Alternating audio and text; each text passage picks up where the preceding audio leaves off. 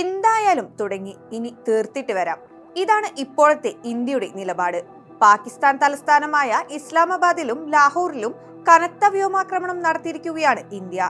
പാക് ഭീകര താവളങ്ങളെ തകർത്ത സിന്ദൂർ ഓപ്പറേഷന്റെ തുടർച്ചയായാണ് വ്യാഴാഴ്ച രാത്രി രാജ്യത്തെ സൈനിക കേന്ദ്രങ്ങളും വിമാനത്താവളങ്ങളും ലക്ഷ്യമാക്കി പാകിസ്ഥാൻ വ്യോമാക്രമണം നടത്തിയത്. എന്നാൽ വ്യോമ പ്രതിരോധ സംവിധാനം ഉപയോഗിച്ച് മിസൈലുകൾ തകർത്തിട്ടു. ജമ്മുവിൽ നിന്നാണ് യുദ്ധവിമാനങ്ങൾ പറന്നുയർന്നത്. ഇസ്ലാമാബാദിലും ലാഹോറിലും ഇന്ത്യ കനത്ത വ്യോമാക്രമണമാണ് നടത്തിയത്. ഇതോടെ പാകിസ്ഥാനിലെ പ്രധാന നഗരങ്ങൾ ഇരുട്ടിലായി. പാകിസ്ഥാന്റെ 3 യുദ്ധവിമാനങ്ങളും 50ഓളം ഡ്രോണുകളും 10ഓളം മിസൈലുകളും തകർത്തു. 2 ചൈനീസ് നിർമ്മിത JF-17, F-16 യുദ്ധവിമാനങ്ങളാണ് തകർത്തിട്ടത്. പാക് പൈലറ്റിനെ ഇന്ത്യ കസ്റ്റഡിയിലെടുത്തതായും സൂചനയുണ്ട്.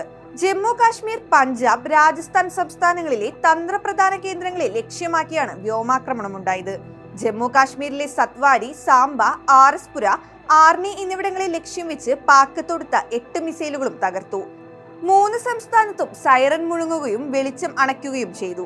ഇന്റർനെറ്റ്, തീവണ്ടി സർവീസ് എന്നിവ നിർത്തിവെച്ചു. 50ലധികം ഡ്രോണുകളും മിസൈലുകളുമാണ് പാക് തൊടുത്തത്.